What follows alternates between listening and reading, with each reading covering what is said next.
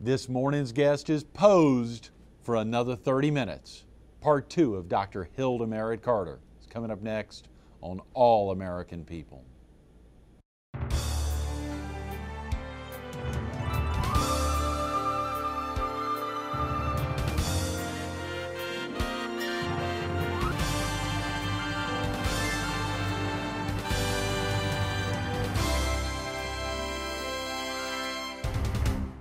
Good morning. Welcome to All American People. This morning we're at Villa Romana Italian Restaurant in the vacation destination of the year as voted on by allamericancities.com. We're focused on part 2 of the amazing life of cruising the Carolinas, and we're visiting with Dr. Hilda Carter. Again, good morning again, Dr. Carter. Hilda, thank you. You let us call you Hilda yesterday. Yes, definitely. Yes. You know, as we highlighted in yesterday's interview to try to tease some folks to come back and be with us today, the idea of getting you, flipping the tables where you have gotten so many interview questions over the years out to pageant contestants, starting as far back as when you were working on pageants with Hannah Block in Wilmington, traveling the country in the 40s. Think about that, Hilda.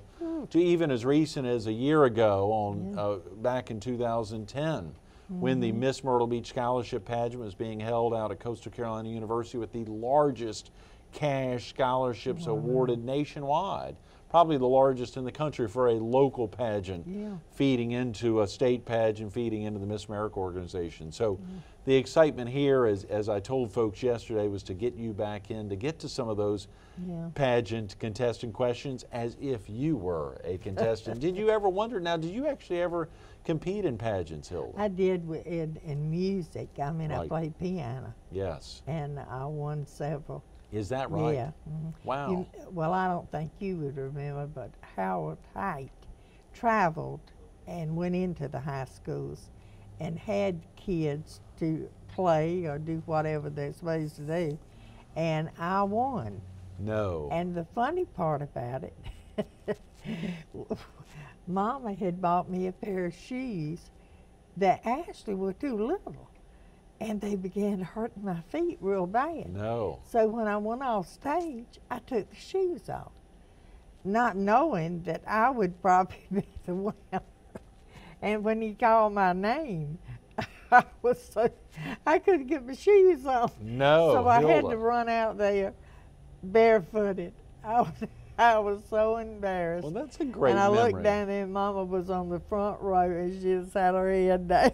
Couldn't believe, and of course she didn't I know. run out there barefooted. That is a hoot. And so, you know, they had a party afterwards, the pageant, and I went up to one of the judges, and I said, I want to ask you a question.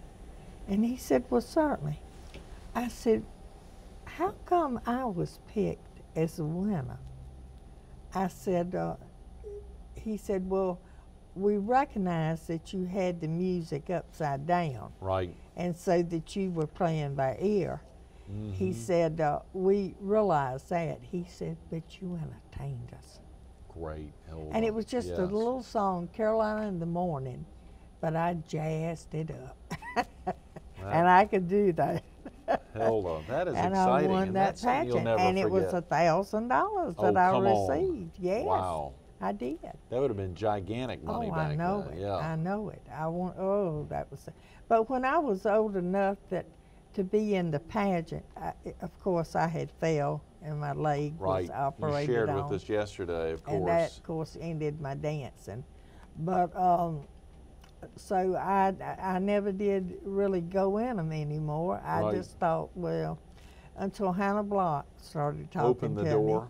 for you to become her protege. And of course, you know, one of the big questions that a lot of folks will ask, I'm sure if you're thinking about asking pageant contestants, some of the things you expect to be doing 5 years from now. Is that well, is that for something you me, I'll be working if I'm still alive.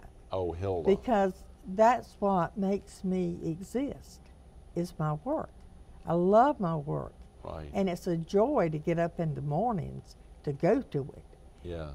Even though for the past, I would say the past, since July, I've been back in the wheelchair. because I fell and broke my ribs. But I'm working on it now, and I'll be out of it soon. Absolutely. And I'll be back. But that hasn't kept me from going. In fact, the other night I was at 2001 when Jackie Beaumont was performing. Great show. Yes. I'm telling you, a great show. And I said I love for them to have these musicals like that, because we've got everything down here. Yes. Everything. Absolutely. Absolutely. Who is the person you'd most like to meet, and why? Well, I'd like to meet the President of the United States, Obama. When he was younger, when he made the speech at the Democratic Party, I was watching it on television. And I said then to the people sitting in the room, right, I said, if anybody, any black, could ever be president, I think he is capable of it. And I really did. And I sort of followed him in different things that he would do. And there are things that I would personally like to ask him. Right. Not about his life or anything. I mean, we all are born, and to the parents that we're born to, well, that's it. Right. But I just like to ask him some things. And two, I am not trained in my mind to be a Democrat or a Republican or independent. Right. I look at the man. That's who I vote for. Because I think we can be misjudged when we listen to other people. We need to follow, you know. And it's the same thing with beauty pageants. Yeah. It's the same thing with everything you do in life. Right, right. And so I've learned a lot, and I would like to meet him. That's great. That's great. Thank you for sharing that. What's the most unusual thing you've ever done? Speaking of pageant questions. In the pageant? No, I mean just these are good anything. Pageant questions. Well, we got a few more. Mr. George Trask in Wilmington and my grandfather were best friends. And one day they were going to town. And you know how a child is, 13 years old. I'm wanting to You go. were 13, yeah. And so they said, well, yeah, come on, jump in the car. And so, of course, Granddad was driving. And we go on 4th Street, and I wanted to get some apples, you know, and different things. Yeah. And they were going in these different bars, which I didn't go in. And so, time they got to the last bar, they were socked. I mean, socked. This is your grandfather and Mr. Trask. And so I go back and I sit in the car, and I sit there and I sit there and I think, it's getting dark. If it gets dark, I don't know how we go get home. Yeah. So I go back to the bar and go in, and I said, could I get some help to get my grandfather and his friend to the car? They were glad to help me. They got them there. I got up on the wheel and drove them home to Castle Lane Road. My mother was so mad. I mean, she was just giving Granddaddy a lot. And then Miss Trask come up and to pick up Mr. Trask, and Hilda. she was giving him the devil. So we had such a good time that day for it to end like that. But they got to celebrating and talking and all, and before you know it, they were drunk. And this is something you've got a vivid memory of. I think at about 13, yeah. Yes, I do. Every is- time I think about Granddaddy and Mr. Trask, I just get so tickled. That is wonderful, Hilda. That's a great story. Thank you for sharing that.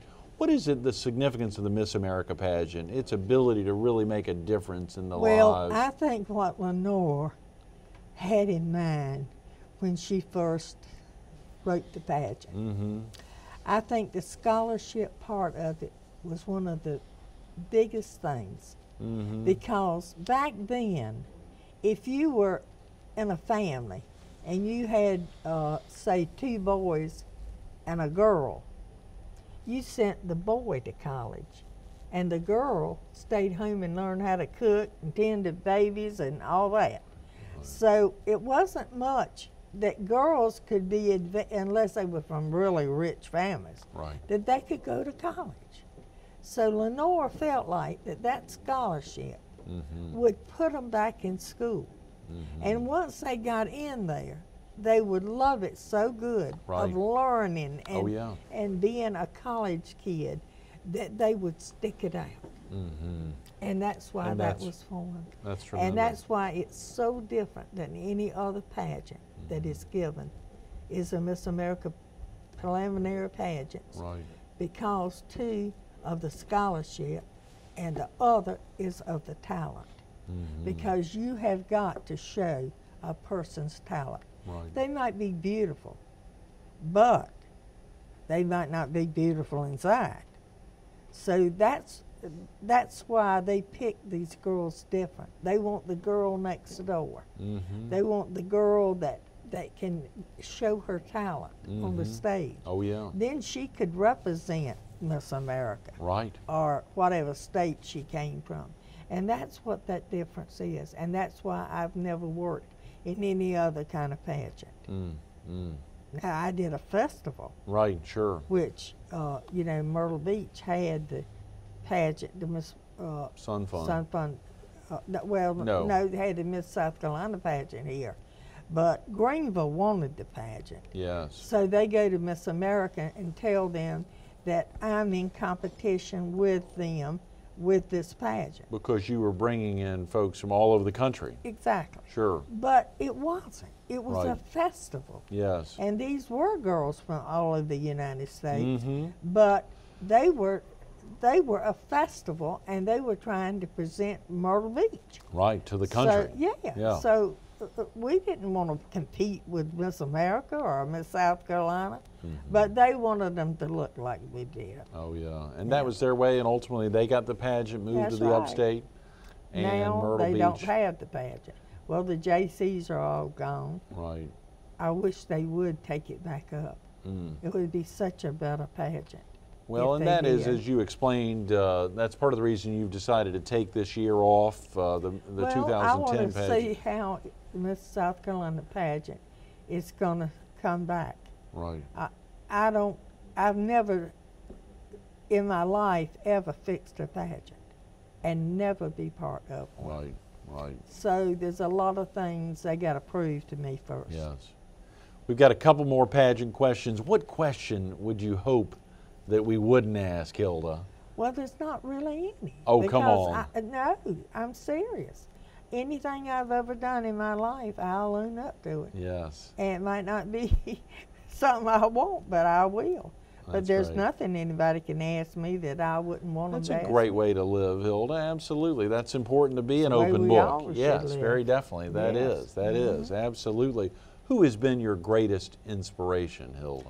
Well, I think in growing up, David Brinkley with my writing.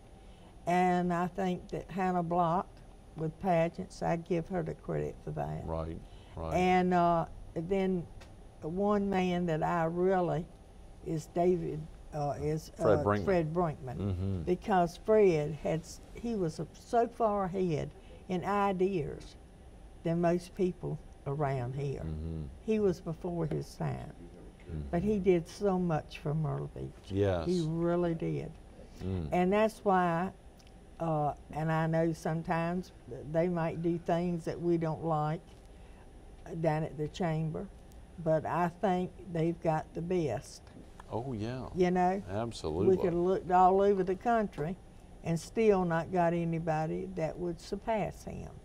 No, and truly. You're talking about Brad Dean. I'm talking about Brad Dean. It was amazing. Because I think he's one of the best. He is a great find. He might do a few things I don't like, but that doesn't change that I know that he's good for Myrtle Beach. He's amazing, absolutely. We haven't seen Brad in a while. We sure need to get him back in here. I think so. In the near future.